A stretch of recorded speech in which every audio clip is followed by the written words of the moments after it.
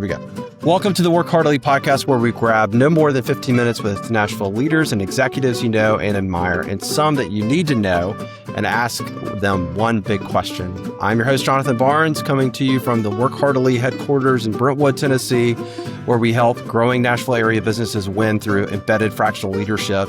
Today, I'm joined by Samantha Lane, a time management fanatic, as she calls herself. You can find more about what she does at presentandproductive.com. Samantha, I'm so glad you're here. Thank you for being here. Thank you. I'm so glad I'm here. Yeah. Okay. Here is your one question. I think you're ready. What advice would you tell most founders to stop following?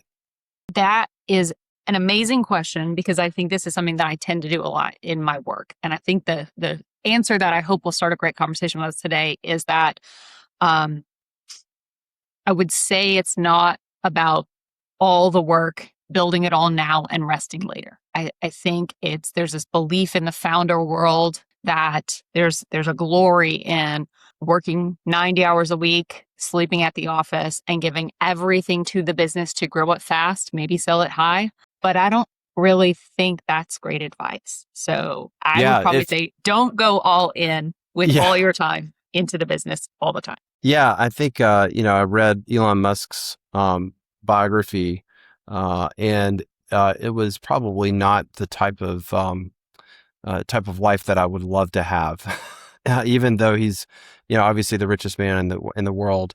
But hearing tales of him sleeping in the office and working till all hours of the day and night, there are other priorities I think that are important for founders and leaders to have, so that they have a well-rounded life. What is life but a gift we have?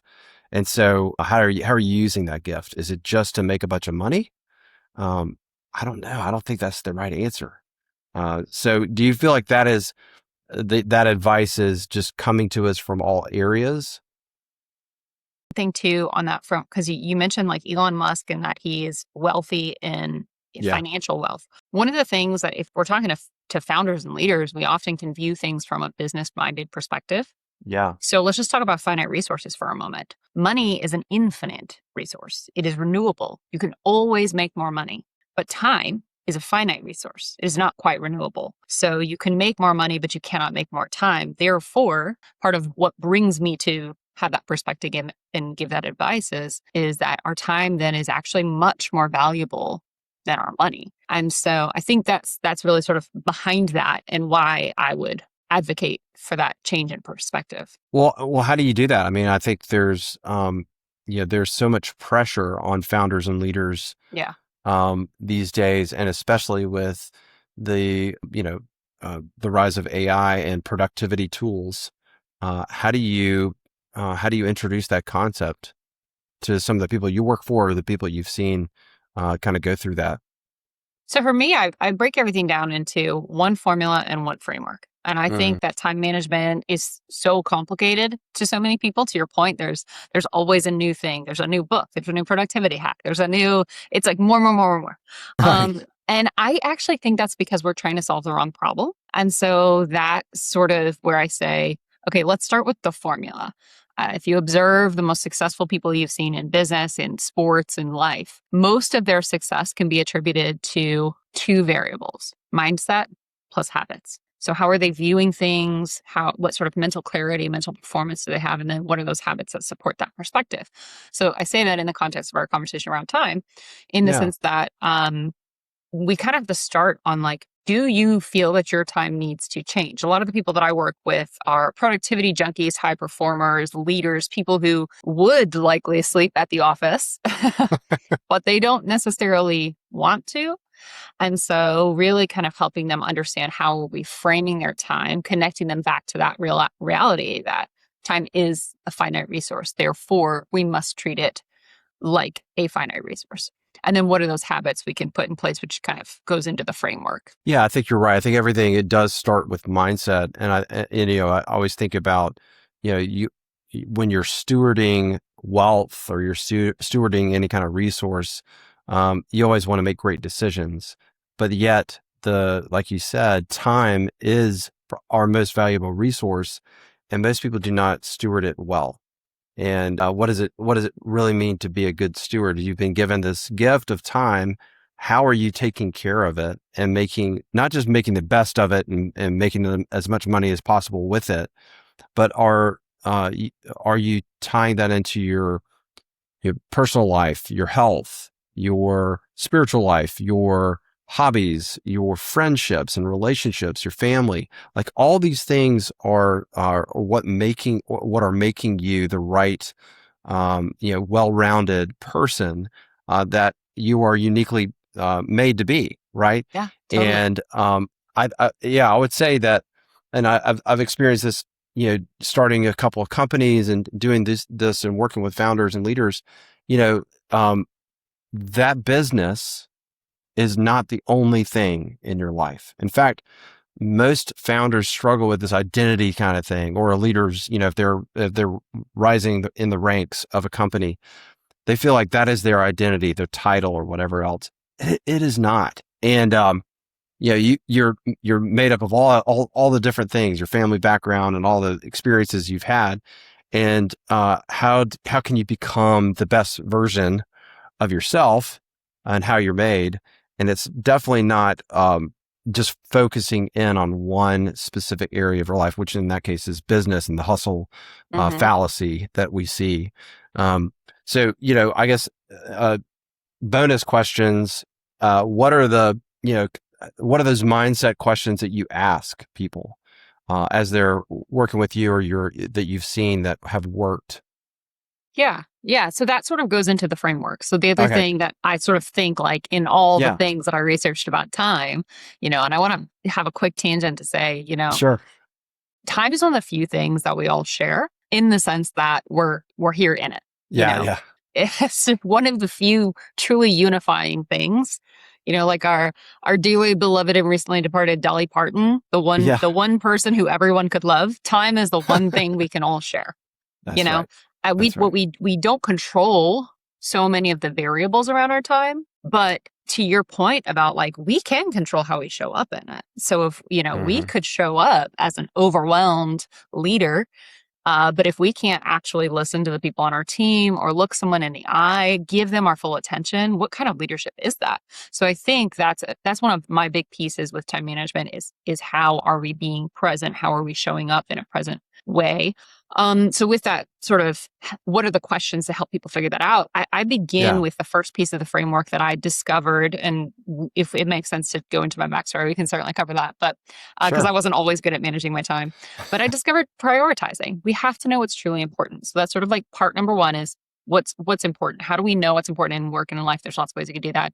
Then once we know what's important, then it's planning. It's that allocation of time as a resource with that perspective of thinking about it in the same way we'd think about gallons in a gas tank or cups of flour in a recipe. What if we allocated our time in that same way versus how so many of us show up with this thought that time is an infinite concept and we can't quite wrap our arms around it? Well, that's why a lot of your days might feel like you can't quite wrap your arms around it. And then that last piece is protecting, helping people understand that we do need to have some boundaries around our time because it is such a valuable resource. So that's sort of the habit side of the formula is like mindset, how we're viewing things, and habits, what are we doing about it? Yeah. So say that again. So it's prioritizing first, and then you said protection, but I think there's one in the middle that I missed. Planning. There you go. Yeah. How are we allocating the resource of time? Yeah. And I think, a lot of people think about this, it's actually probably an appropriate time of the year, towards the end of the year, where people start thinking about their strategic plan and what they're going to do for their business. And they kind of they're really excited about the new year coming up and what we're going to do. And then all of a sudden it happens, let's say in March or April, where everybody just is bogged down. And then you have to reconstruct everything. And I think taking the time to do that early and thinking about time as a resource, man, just think about how much consistency you can bring to the table as a leader if you have this a solid priority list, a solid planning list, a solid protection of your time list, so that you can really continue to do that and sustain that versus just being burned out. Right. And I think like so much of good leadership, especially in the entrepreneurial and founder space, is this beautiful wide vision. We're so good at seeing a wide vision and a big picture. And I am a victim of that, like in the sense that Yeah. like I always am like, oh, you know what we could do? It'd be this big lofty idea. But sometimes that's really tough then for us to live in the day to day, in our Right. moments and in our minutes. And so I think like one of the things that I started doing in my time management journey was taking time once a week to create a written plan for the week. And that was such a good way to sort of like chunk things down into a tangible bite so that as, you know, week after week, the vision would start to bleed out and things Yeah. would start to get loose and wild and lots of things. And then taking time once a week to say, okay, calm down. Let's get my arms around everything. What am I doing for the next 7 days? And then Yeah. like repeat. And now I've been Yeah. doing that for 13 years. Wow. That's great. It's Yeah. wild. I would say I've had the same experience, just looking at my weeks and having a set time during the week to say, this is what's going on next week. Not only what's going on, but what do I need to think about? Like even I had a friend of mine that talked about planning time just to think about the business or think about your personal life or think about and just having space, because entrepreneurs and founders, leaders are really good about, like you said, thinking about the big picture, but it's usually about their business. Right. Mhm. And it's never about the big picture of where am I going in my life or what am I doing with this resource I have, like you mentioned, Yeah. with time in other areas of your life. And I think that that's so important to be able to do. And, not everybody is consistent. I would say I'm about 85% of the time I'm pretty good at it. The other times it's Good. pretty busy. And you feel like you're playing catch up. But having a set time during the week just to think about what's happening, where are you going, even if you're thinking, usually it's better if you're thinking more than a week ahead of time, but you're thinking about it a little bit further than that of where you want to be in a couple months or a couple of years. And then being able to jot those ideas down, and start to think through this, the journey you're having, instead of just the one foot in front of the other on a hiking path. You're actually seeing the mountain up there or the destination. I love that analogy too, because I feel like that is one of the reasons that hiking is not my favorite thing, because I have some Right. breathing issues. So when I'm hiking, I'm usually like focused on what's Yeah, immediately around me. And then I'm like, I don't exactly. understand why people like hiking, but it's probably because I'm never actually seeing the beautiful surroundings that tend to come with hiking. Yeah, And maybe that's like our life. If we're only managing our time in this little totally. 1 inch square, then we never have the ability to see the full range of what's amazing in the world. And we never have the ability to truly live up to our fullest potential if we can't see beyond our 1 inch square. Yeah, that's great. Well, I know we could talk for probably a lot of time, pardon the Probably. pun, about this subject, but I really appreciate you spending some time at least giving a picture of what you think is a good priority, to use your word, for founders and leaders. And so thank you for spending time with us on the podcast. If you enjoyed this podcast episode, please like, share, subscribe, send it to another founder or leader that you know that needs to hear this. I'm sure everybody does need to hear this at some point in their journey. You can find more about what we do at WorkHeartily at workheartily.com.